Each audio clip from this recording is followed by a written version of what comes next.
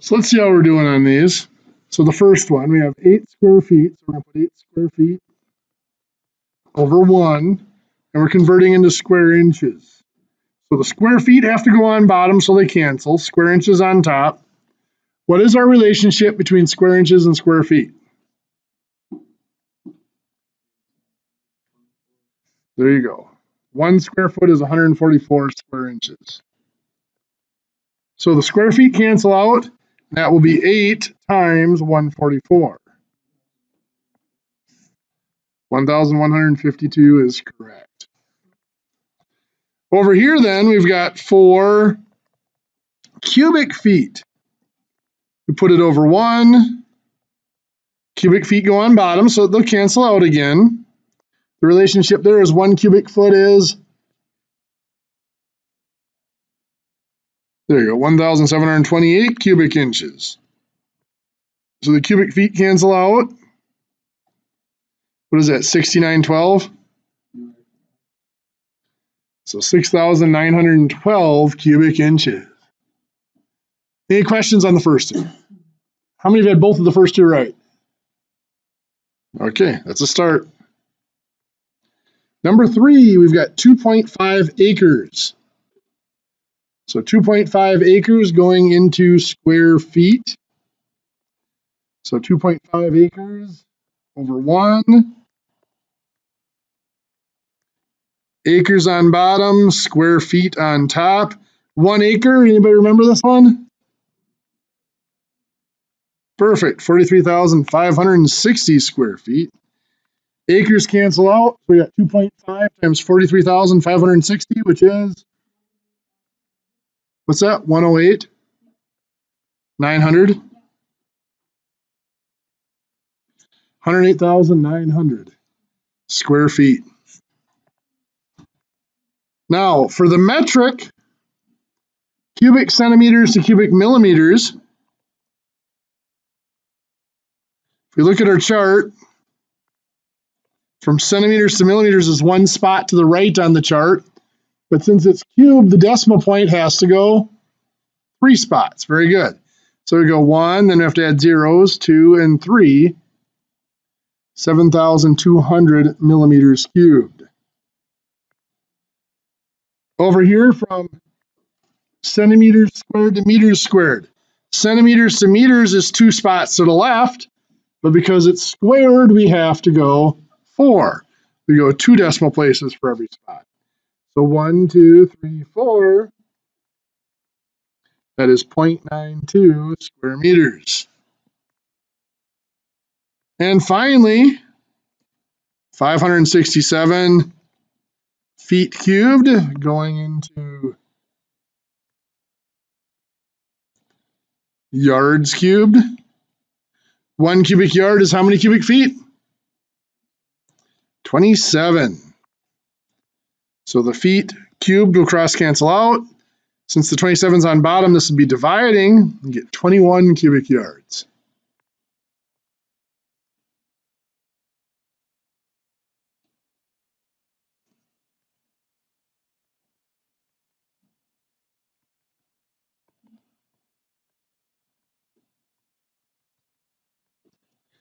Just a quick little review then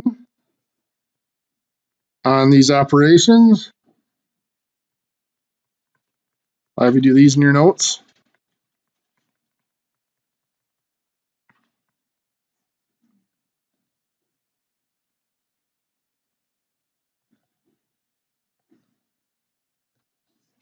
Try those 3 quick. We'll talk about them here in just a minute. Let's see how you did on these. So we start right to left. 8 plus 7 is 15 inches. What do we have to do with that?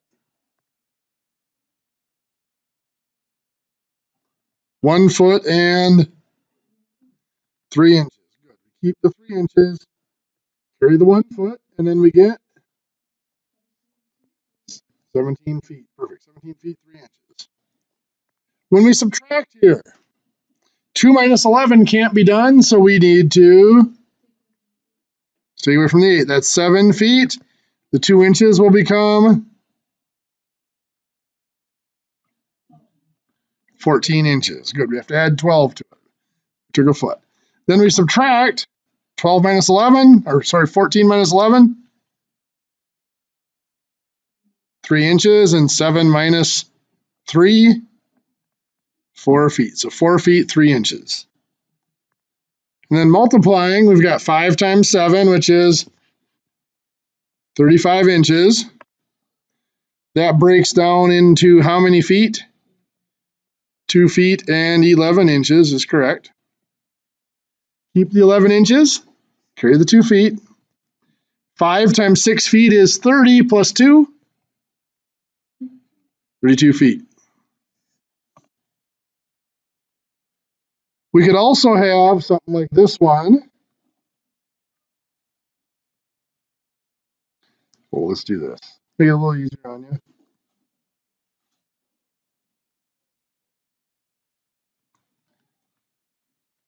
"22 feet, 3 inches divided by 4. 4 goes into 22 feet how many times? 4 goes into 22 how many times? 5. So that's 5 feet. 5 feet times 4 is 20 feet. We subtract 22 minus 20 is 2 feet. What do we have to do to that 2 feet? Make it 24 inches, and then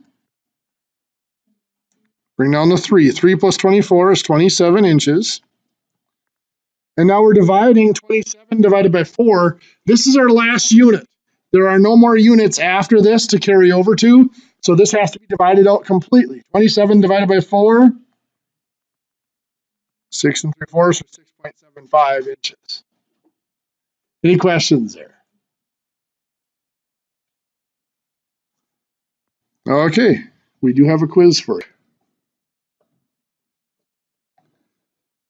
So I want to make a quick distinction here between two quantities. We've talked about volumes a little bit, and I want to compare that to capacity, because those are two things that are often confused.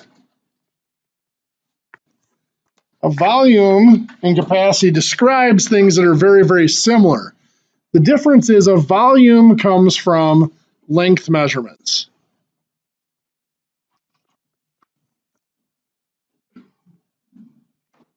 And it is calculated.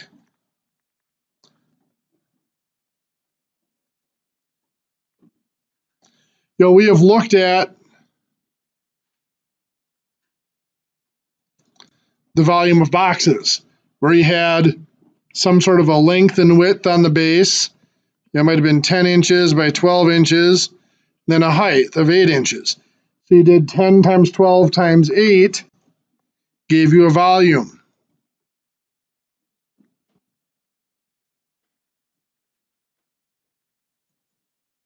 Helps if I get the numbers right. There we go. Thank you. Which gives us 960 cubic inches of volume for that. Capacity is a standard size container.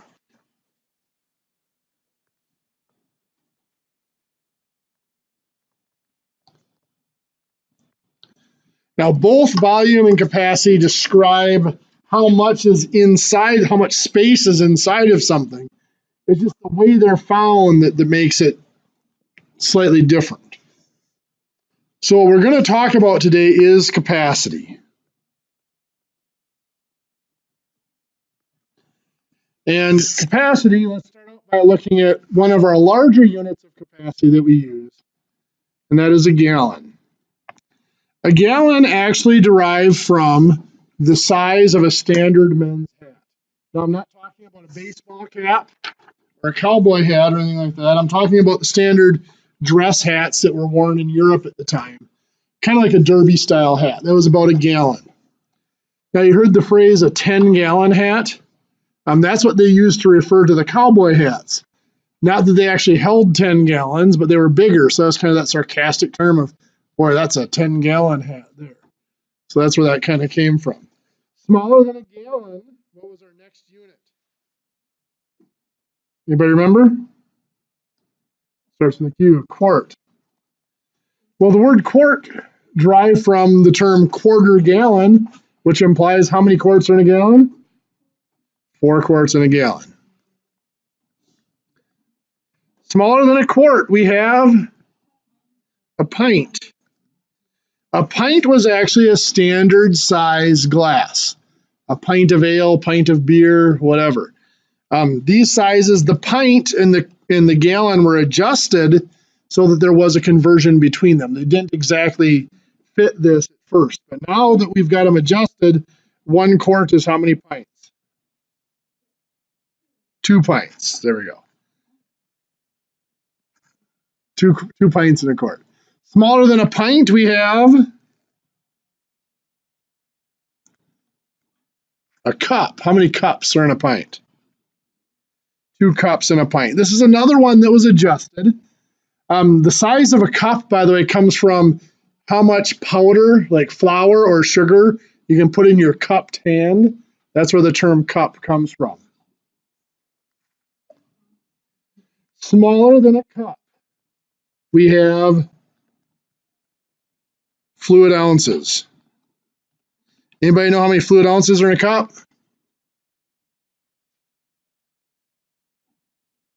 There's 8 fluid ounces in a cup. Good. Now the next units we're going to get into, some of these units, by the way, were made for wet measure. Gallons and quarts were wet measure. Pints were wet measure, were for liquid measure. Cups were dry measure. You know, flour, sugar, powdered items. But they were adjusted now that we have standard containers for them rather than using your cupped hand. Any of them can be used for liquid or dry measure. Fluid ounces obviously would have been for liquid. Well, for dry measure then, as we kept going smaller than a fluid ounce, there is a tablespoon. Anybody know how many tablespoons are in a fluid ounce? There are 2 tablespoons in a fluid ounce. There are 16 tablespoons in a cup. There are 2 tablespoons in a fluid ounce. Smaller than a tablespoon is a teaspoon. Anybody know how many teaspoons are in a tablespoon? 3 teaspoons in a tablespoon. Little side note here, by the way. Tablespoon can be abbreviated in a lot of ways. You can do capital T, BSP, capital TSP, just capital T, or even a small t, BSP. All of those are acceptable abbreviations for tablespoon. I've even seen a small t, BP for tablespoon. Teaspoon is either a small TSP or a small t. You can see the confusion here. Both of them have TSP and T as abbreviations. The only difference is a capital T and a small t. Modern times, mostly what I've been seeing in more recent recipes and stuff like that are just the capital T and the small t. So you have to be very careful with those abbreviations. If you're making chocolate chip cookies, for example, and it calls for 3 teaspoons of salt, and you do 3 tablespoons of salt, I'm a big guy who hasn't thrown away too much food in my life, but I couldn't choke them down. So. Now, there are measurements smaller than teaspoons. You don't need to write these down. I'm just going to talk about them because you've actually heard them, but probably didn't realize they were real measurements. Smaller than a teaspoon, there are 2 dashes in a teaspoon. Now, a dash, we're used to salt and pepper shakers. Those are very small versions. They used to have spice shakers. They were like salt and pepper shakers, but much larger. And a dash was literally just 1 tip of the shaker, 1 dash of the shaker. Smaller than a dash. 1 dash contained 3 pinches. A pinch, you just reached into the powder and pinched your fingers together, and what was between your fingers was a pinch. And smaller than a pinch is there are 2 Smidgens in a pinch. This is the one that always kind of grossed me out a little bit.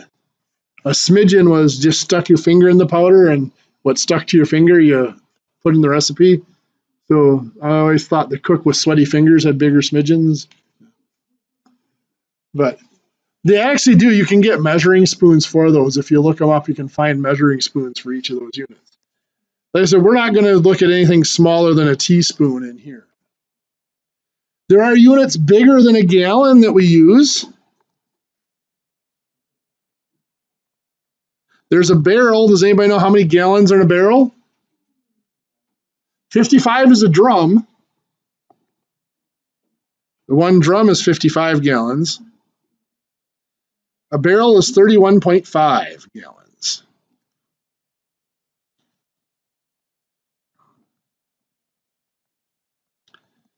Anybody know what's in a bushel?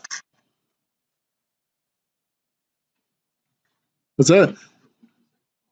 50, well, for corn, it depends on the moisture of the corn, anywhere from about 55 to 60 pounds. A bushel is actually defined to be 8 gallons. How about a peck? Anybody ever heard of a peck? If you ever go to the old Peter Piper picked a peck of pickled peppers. If you ever go to a strawberry patch and buy strawberries, a lot of times those little crates you got, there's 1 peck and 2 peck crates that you buy. 1 peck is 2 gallons. So now it said these are all capacities. There is a relationship between our capacities and our volumes. 1 gallon, and I shouldn't put equals, I should put approximately like this, is approximately 231 cubic inches. Not exactly, but close to it. 1 cubic foot is obviously bigger than a gallon. You're all familiar with a 5-gallon bucket. Do you think a 5-gallon bucket is bigger or smaller than a cubic foot? Most groups guess that it's slightly larger. It's actually significantly smaller. 1 cubic foot is, I usually say 7.5, but technically it's 7.48 gallons. So a 5-gallon bucket's only 2/3 of a cubic foot. It looks like it's bigger than that, but you got to remember it's rounded, so it cuts off those corners. And again, I should say that is approximate. It's not exactly 7.48. So you can see it's kind of sloppy conversions between the volumes and capacities. And again, these units of capacities are several different units that were never intended to be used together. Gallons and quarts were made together because a quart was a quarter of a gallon. But pints were totally separate, cups were totally separate. Fluid ounces kind of blended in there later. They were brought up later, but tablespoons and teaspoons were all, separate. They were all adjusted to make them fit together.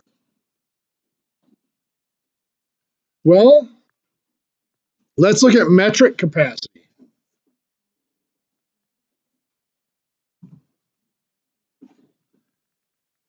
We looked at that difference between capacity and volume in the standard system.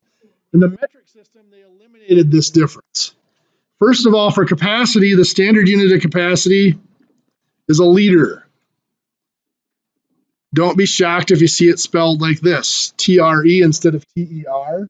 That is the European spelling of liter. And it's becoming more and more popular in the United States. The abbreviation for liter is just an L. I was always taught that capital L was the abbreviation for liter. I found out years later the reason for that was because the confusion between small L and 1. Is that 51 or is that 5 liters? Well, if you use a capital L, it's obviously 5 liters. There's no confusion there. Back 25, 30 years ago, many of your type fonts, the 1 and the small L weren't distinguishable. Now they are, so I've been told that it is okay to use a small L for liters. You'll see me using a capital L all the time just to make sure it's clear, but it is okay to use a small L. And then, of course, it's deciliters, centiliters, milliliters. You skip a couple, then it's microliters. Again, you might see that MCL for microliters. Going larger, decaliters, hectoliters, kiloliters, and you skip a couple up to megaliters. Now, I have never seen megaliters used ever. Liters and milliliters gets used a lot. These other ones in between don't get used hardly at all. Kiloliters even. A kiloliter is like 270 gallons. It's relatively big, so it's a little bit bigger than what would be practical to use. And obviously microliters gets used in medical fields and precision measurement and stuff like that. The conversions work exactly the same as our length conversions do, going from one to another, is just moving the decimal point. But the one thing I do want to point out, that ugly conversion between volume and capacity, they solved that in the metric system. Because the metric system was a planned system, they actually designed the units of capacity to fit with units of volume. And they actually did it starting with the milliliter. 1 milliliter was defined to be 1 cubic centimeter. So literally it's a cube that is 1 centimeter by 1 centimeter by 1 centimeter. That is a milliliter. So the conversion from one to the other is actually very, very simple. For those of you in automotive, let's say you're looking at a car, you're looking at displacement.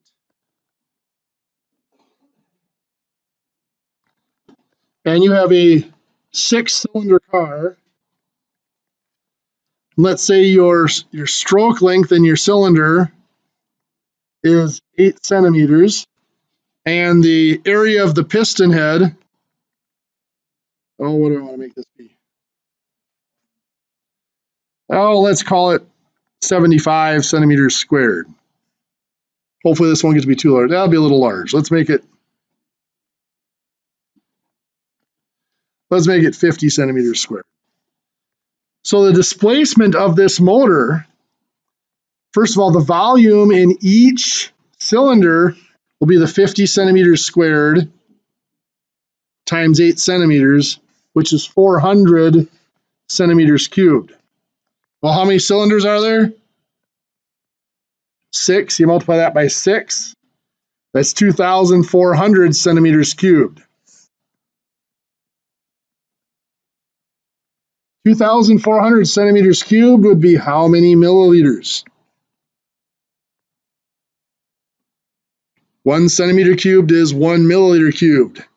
So 2,400 centimeters cubed is 2,400 milliliters. That's a milliliter cubed. It's 1 milliliter is 1 centimeter cubed.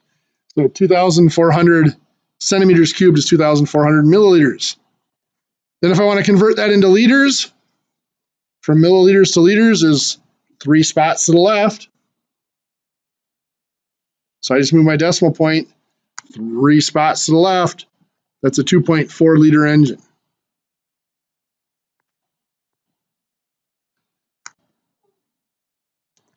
Okay, it's that time for me to give you some homework here. Out of that packet again, starting on page 238, 43 through 50, and on page 265, 41 through 48.